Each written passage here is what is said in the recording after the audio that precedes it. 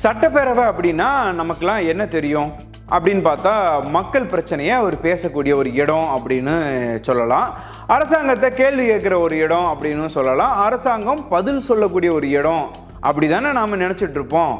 ஆனால் இப்போ சட்டப்பேரவையை பார்த்தவங்களுக்கு ஒரு கட்டத்தில் சார் இது சட்டப்பேரவையா இல்லை அரசியல் காமெடி நிகழ்ச்சியா அப்படின்னு பார்க்கக்கூடிய அளவில் ஒரு எண்ணத்தை உருவாக்கியிருக்கு. ஏன்னா ஒரு பக்கம் அரசு காரை பற்றி பேசுகிறாங்க, இன்னொரு பக்கம் அரசு பங்களா பற்றி பேசுகிறாங்க, அதுக்கப்புறம் சூப்பர் சிங்கரு, அதுக்குள்ளே தொகுதி மறுவரை, அதுக்கப்புறம் ஹார்ட் டிஸ்க்கு, கடைசியில் சங்கி அமைச்சர், அதுக்கு பதிலாக 3 மணி நேரம் பாத்ரூமில் இருந்த எதிர்க்கட்சி தலைவர் அப்படின்னு ஒரு நாளில் அசம்பிளியில் இவ்வளவு கண்டென்ட் கிடைக்குமா அப்படின்னா கிடைச்சிருக்கு. ஆனால் இது எல்லாத்தையும் சிரிச்சுட்டு நம்ம கடந்து போயிடலாமா அப்படின்னா இல்லை. ஏன்னா இதுக்குள்ளே ஒரு சீரியஸான கொஸ்டின் இருக்குது. மக்கள் நேரலையில் பார்க்குற சட்டப்பேரவை இப்படி தான் இருக்கணுமா அப்படின்ற கேள்வி இருக்குது. வாங்க சட்டப்பேரவையில் என்ன நடந்துச்சு அப்படின்னு ஒவ்வொன்றா பார்க்கலாம். இல்லை அரசு கார், அதாவது இந்த சட்டப்பேரவை உறுப்பினர்கள் மக்கள் பணிக்காக பயன்படுத்துறதுக்காக அரசு சார்பில் கார் வழங்கப்படும் அப்படின்னு முதலமைச்சர் அறிவித்தார். அதுக்கு எதிர்க்கட்சி தலைவர் உதயநிதி ஸ்டாலின் ஒரு அறிவிப்பை வெளியிடுறாரு. தமிழ்நாடு நிதி நெருக்கடியில் இருக்குது அப்படின்னு முதலமைச்சரே சொல்கிறாரு.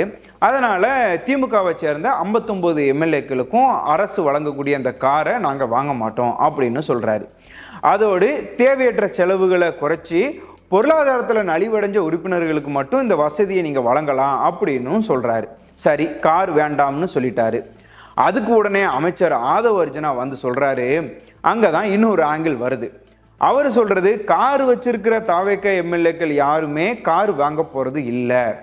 ஆனால் கார் வசதி இல்லாத எம்எல்ஏக்களுக்கு மக்கள் பணிக்காக அரசு கார் இருந்தால் ஒரு வசதியாக இருக்கும் அப்படின்ற கருத்தும் முன்வைக்கப்படுது அப்படின்னு சொல்கிறாரு.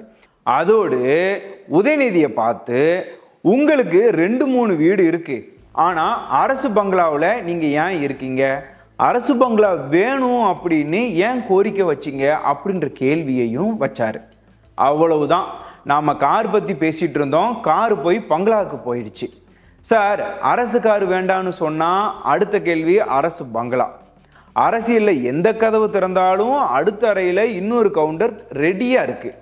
ஆனால் இங்கே ஒரு விஷயத்தை நாம் ஒரு அழகாக பார்க்க வேண்டிய விஷயமா இருக்குது. ஏன்னா எம்எல்ஏக்கள் தொகுதி முழுக்க பயணம் பண்ணணும். அதுக்காக கார் வசதி இல்லாதவங்களுக்கு அரசு வாகனம் உதவியாக இருக்கும். அதே நேரத்தில் அரசு நிதிநிலை சிரமமாக இருக்குது அப்படின்னு சொல்லிட்டு எல்லோருக்கும் இந்த வசதி ஏன் அப்படின்ற கேள்வியும் நியாயமானது தான். அதனால் கார் கொடுத்தது சரியா தப்பா அப்படின்றது மட்டும் இல்லை, யாருக்கு தேவை, எவ்வளவு செலவு, அரசுக்கு வருடத்துக்கு எவ்வளவு சுமை அப்படின்னு ஒரு டேட்டாவோட பேசணும். அதுதான் ஒரு யூஸ்ஃபுல் டிபேட்டு. ஆனால் கார் விவகாரத்துக்கு அடுத்து வர்றது தான் என்னது அப்படின்னா சூப்பர் சிங்கர். அதாவது சட்டப்பேரவையில் ஒருவர் பாடியதை வச்சு உதயநிதி ஸ்டாலின் இது சட்டப்பேரவையா சூப்பர் சிங்கர் நிகழ்ச்சியா அப்படின்னு ஒரு மாதிரி கிண்டல் பண்ணுறாரு. அது யாருன்னா நம்ம எம்எல்ஏ சிந்து, தாவேக்கு எம்எல்ஏ சிந்து இருக்காங்களே, அவங்க பாடின அந்த பாட்டு தான். கொடுத்ததெல்லாம் கொடுத்தார். அது யாருக்காக கொடுத்தார்? ஒருத்தருக்காக கொடுத்தார், இல்லை ஊருக்காக கொடுத்தார்? ஆமாங்க, 234 எம்எல்ஏக்களுக்கும் கொடுத்தார் அப்படின்ற மாதிரி இருந்துச்சுல்ல, அந்த பாட்டு தான். அதைத்தான் உதயநிதி ஸ்டாலின் சொல்லி கிண்டல் பண்ணுறாரு. சரி, அவர் சொன்ன பஞ்சு நல்லா இருக்கலாம், சோசியல் மீடியாவில் கிளிப்பு போகலாம், ரீல்ஸ் வரலாம், மீம்ஸ் வரலாம். ஆனால் ஒரு கேள்வி, சட்டப்பேரவையில் பாடல் பாடுறது இப்போது தான் முதல் தடவையாக நடக்குன்னா இல்லை, இல்லவே இல்லை. இதுக்கு முன்னாடியும் பல சட்டமன்ற உறுப்பினர்கள் அவையில் பாடியிருக்கக்கூடிய வீடியோ தான் இப்போ ட்ரெண்டாக போயிட்டுருக்கு. அதாவது பழைய வீடியோக்கள், திமுக உறுப்பினர்கள் பாடின வீடியோக்களும் சோசியல் மீடியாவில் பரவலாக பரப்பப்பட்டு இருக்கு. அதாவது இன்னைக்கு ஒருத்தரை பார்த்து சூப்பர் சிங்கருக்காக வந்திருக்கீங்க அப்படின்னு கேட்டால் அடுத்த நிமிஷம் சார் உங்கள் கட்சியோட பழைய வீடியோவை பாருங்க அப்படின்னு கவுண்டர் வருது. அரசியலில் ஒரு விஷயம் எப்போவுமே மாறவே மாறாது. நீங்கள் பேசுகிற இந்த வார்த்தைக்கு உங்கள் பழைய வீடியோ நாளைக்கு பதில் சொல்லும். ஆனால் பாடுறது மட்டும் பிரச்சனை கிடையாது. சட்டப்பேரவையில் சிரிப்பும் இருக்கலாம், கலாய்ப்பும் இருக்கலாம், பஞ்சும் இருக்கலாம். ஆனால் அதெல்லாம் மக்கள் பிரச்சனையை மூடி மறைக்கிற அளவுக்கு போகக்கூடாது அப்படிங்கிறது தான் நம்ம கேள்வி. அதுதான் முக்கியமாகவும் பார்க்கப்படுது. சரி, இப்போ வரலாம் தொகுதி மறுவரை. இதுதான் உண்மையிலே முக்கியமான ஒரு பொலிட்டிக்கல் இஷ்யூ. தமிழ்நாட்டோட பிரதிநிதித்துவம் குறையக்கூடாது அப்படிங்கிறதுல பல கட்சிகளும் ஒரே கருத்தை வலியுறுத்தி வராங்க. ஆனால் இன்னைக்கு உதயநிதி ஒரே ஒரு கேள்வி எழுப்புறாரு. சட்டப்பேரவையில் தமிழ்நாட்டோட நிலைப்பாடு தெளிவாக இருக்கு. ஆனால் வெளியில முதலமைச்சர் விஜய் பேசியது ஃப்ரீஸ் என்ற வார்த்தை பயன்படுத்தப்படலை, அப்படின்னா நிலைப்பாட்டில் மாற்றமா அப்படின்னு கேட்குறாரு.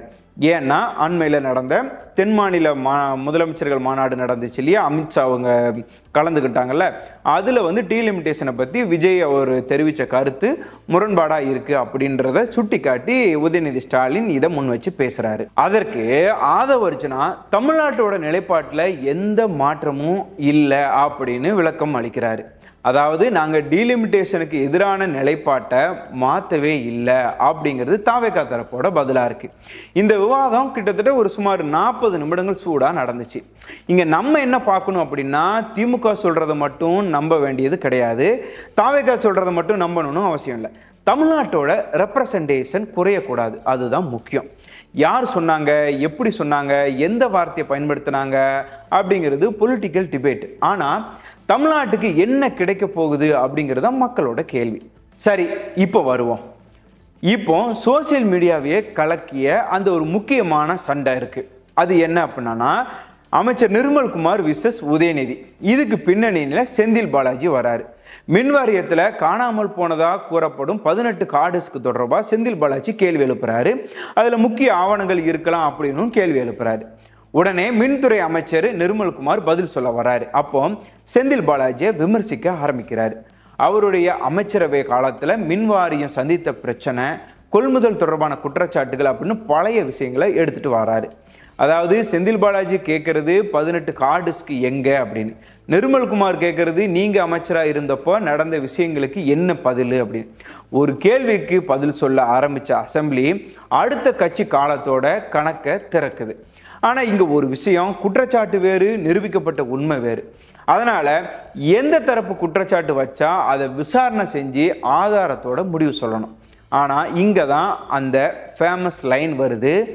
நிர்மல்குமார் செந்தில் பாலாஜியை குறிப்பிடும் போது மாண்புமிகு கரூர் கம்பெனி அப்படின்னு சொல்லிட்டு உடனே மன்னிக்கவும் கோவை சட்டமன்ற உறுப்பினர் அப்படின்னு திருத்திக்கிறாரு.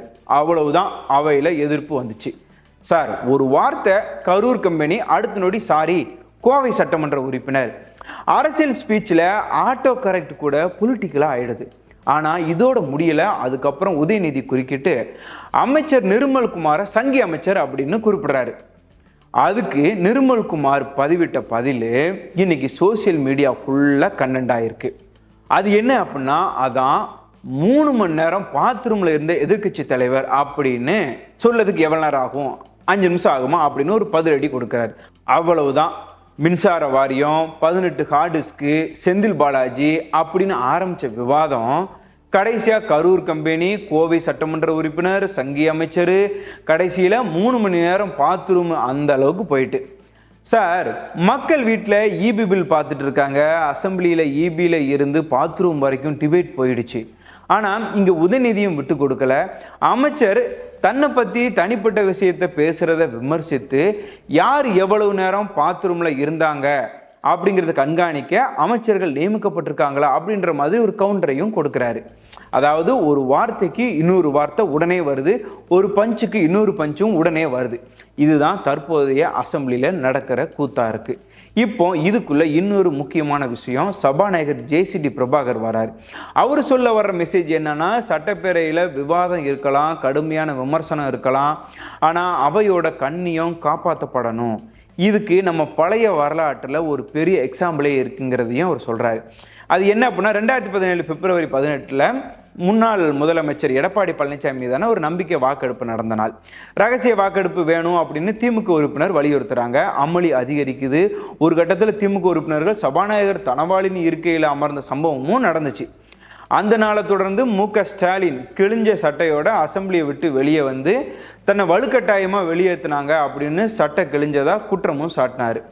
அந்த கிழிந்த சட்டையுடனே ஆளுநரையும் சந்தித்தார். அந்த சம்பவத்தில் சபாநாயகர் தரப்புலையும் தனக்கு அவமரியாதை ஏற்பட்டதாக குற்றச்சாட்டு முன்வைக்கப்பட்டுச்சு.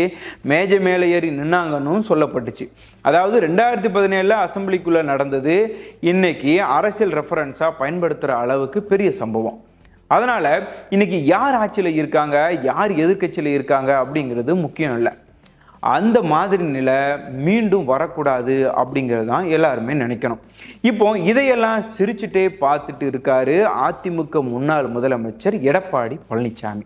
ஒரு பக்கம் உதயநிதி, இன்னொரு பக்கம் ஆதவர்ஜனா, அடுத்த பக்கம் நிர்மல்குமார், அடுத்த பக்கம் சபாநாயகர் ஆர்டர்னு சொல்லி பார்த்துட்டு இருக்காரு.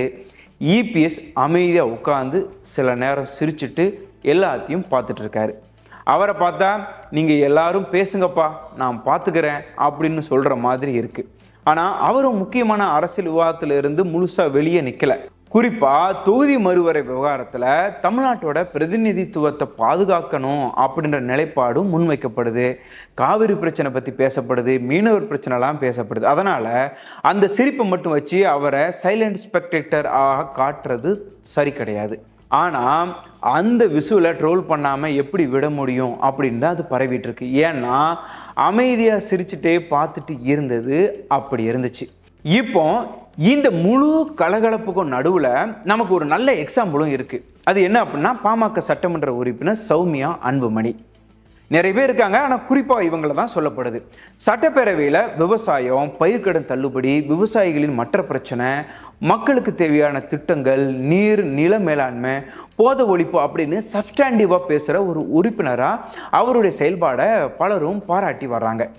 ஏன்னா குறிப்பாக நீர்வளத்துறை அமைச்சர் புஷி ஆனந்த், சபாநாயகர் ஜேசிடி பிரபாகர் இவங்கெல்லாம் சட்டப்பேரவையில் வச்சு நேரடியாக பாராட்டிட்டாங்க. இது அசெம்பிளியோட இன்னொரு முகம். அதாவது அரசை எதிர்க்கலாம், கேள்வி கேட்கலாம், கடுமையாக விமர்சிக்கலாம். ஆனால் இந்த பிரச்சனையை இருக்குது, இதுக்கு இந்த தீர்வு வேணும், அரசு இதை செய்யணும் அப்படின்னு சொன்னால் அது மக்களோட அரசியல். அதுதான் ஒரு நல்ல உதாரணம். அதனால் இப்போ நடந்ததை வச்சு திமுக மட்டும் தப்புன்னு சொல்ல முடியாது, தாவேக மட்டும் தப்புன்னு சொல்ல முடியாது. எல்லா கட்சிக்கும் ஒரே அளவுகோல் தான் இருக்கணும். திமுக எதிர்கட்சி கேள்வி கேட்கணும், கடுமையாக கேட்கணும். ஆனால் தனிப்பட்ட தாக்குதலாக அது மாறக்கூடாது.